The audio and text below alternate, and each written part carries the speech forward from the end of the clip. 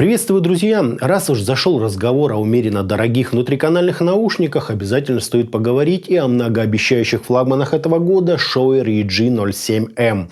Данная модель является логическим продолжением немало нашумевших в прошлом Shure EG07.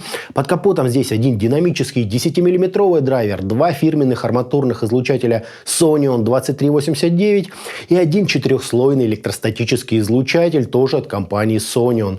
То есть это у нас уже, друзья, три бриды, так как в начинке сочетаются целых три разновидности разных драйверов. Очень интересные наушники, их сегодня и рассмотрим. Собственно, поехали.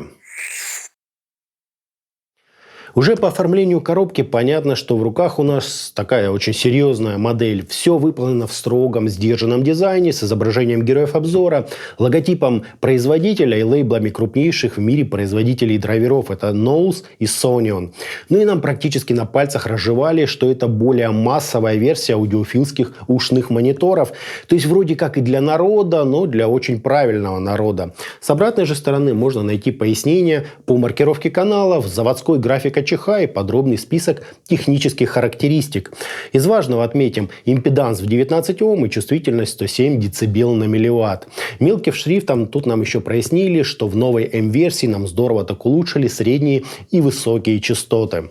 Под внешней суперобложкой здесь скрывается еще более такой строгий короб черного цвета, открывающийся, друзья, по принципу шкатулки.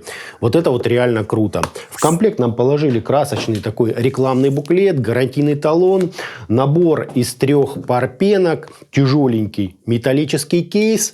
Также внутри находится щеточка для чистки наушников и 2 набора силиконовых амбушюр разного размера. Кабель нам приложили, друзья, очень даже неплохой, полностью медный, с сопротивлением 0,152 и 0,292 Ома на каждом из каналов. Зачем такой разброс, лично мне понять очень трудно, но, возможно, есть в том свой собственный какой-то особенный смысл. Штекер, хвала небесам, можно было сразу выбрать балансный на 4,4 мм пентакон, чем я, собственно, как видите, и воспользовался. Делитель тут из металла, есть прозрачный бегунок и заушен из довольно плотной термоусадки. Соединение с чашечками осуществляется на стандартных вилочных коннекторах 0,78 мм. Сами чашечки выполнены из хирургической стали с широким звуководом и компенсационным отверстием, направленным назад. Здесь же находится и уникальный номер модели. Звуковод, как и принято, содержит на себе выступ для удержания амбушюр и защитную металлическую сеточку. С внешней же стороны в моей версии находится поверхность из углеродного волокна, стилизованная под золотую жилу в горной породе. Сели Shure EG07M просто великолепно, удобные, с отличным уровнем пассивной звукоизоляции. Причем на этот раз мне подошли абсолютно все виды комплектных амбушюр. Вот так вот это все и выглядит.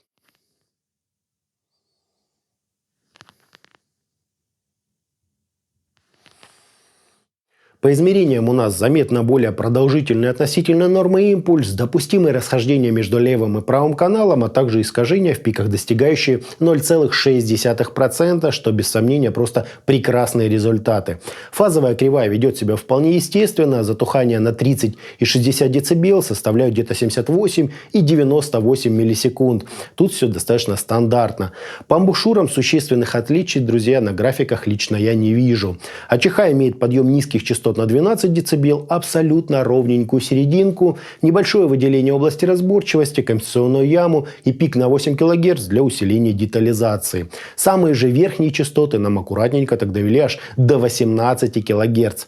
Кстати, с заводским графиком мои измерения практически полностью совпадают. Пик только у них куда менее выражен. Звучание же наушников Shure EG07M на самом деле можно немножечко еще подредактировать при помощи замены кабеля и перебора амбушюр. Так, установив кабель к Bearshow, подача стала немного мягче и сочнее. Это легко заметить, так как со стоковым кабелем звучание имеет небольшую такую мониторную сухость и даже легкую отрешенность. А с Bearshow все стало тепло, так и вальяжно.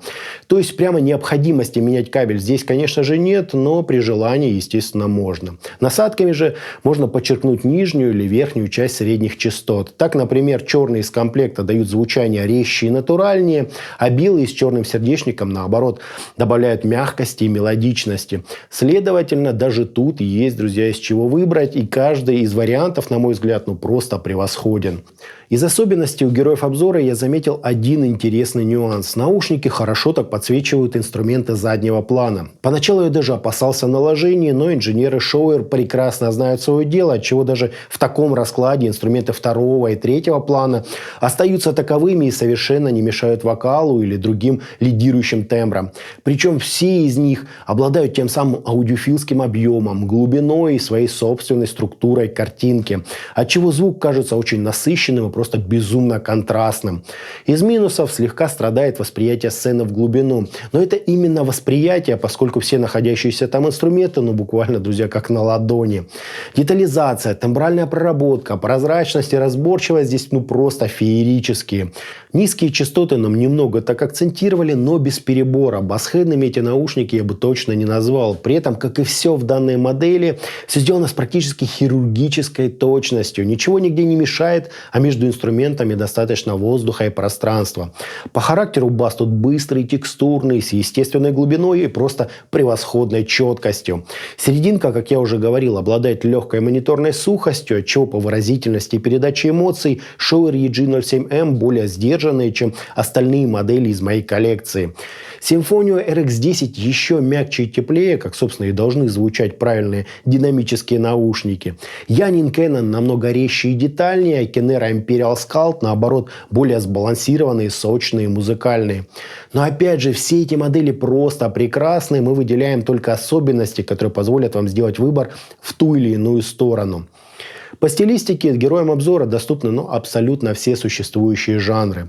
Возможностей наушников вполне достаточно как для металла и сложной скоростной электроники, так и для правильной отрисовки оркестровой или, например, академической музыки. В том числе, естественно, и разнообразный мультиинструментальный джаз, то есть вообще никаких ограничений. Единственный баланс, как это сейчас и принято, чуть-чуть сдвинут в светлую сторону, но это заметно добавляет звук четкости, резкости и драйва. Высокие тут я бы даже назвал комфортными. Они не режут, не сыпят и не песочат. Но по структуре они немного тоньше средних частот и баса. То есть всяческие перкуссионные хвосты и шлейфы затуханий струнных инструментов здесь слегка такие утонченные. Я говорю слегка, потому как заметить это смог лишь при прямом сравнении с конкурентами. Но опять же, в этом тоже есть своя особенная фишка, которая, собственно, и формирует уникальный характер героев обзора. Да и сказать откровенно, если вам реально зайдут EG07M, то подобрать альтернативу будет практически невозможно. Они настолько хитро, а главное грамотно оттюнингованы, что в массовом сегменте другого подобного просто нет.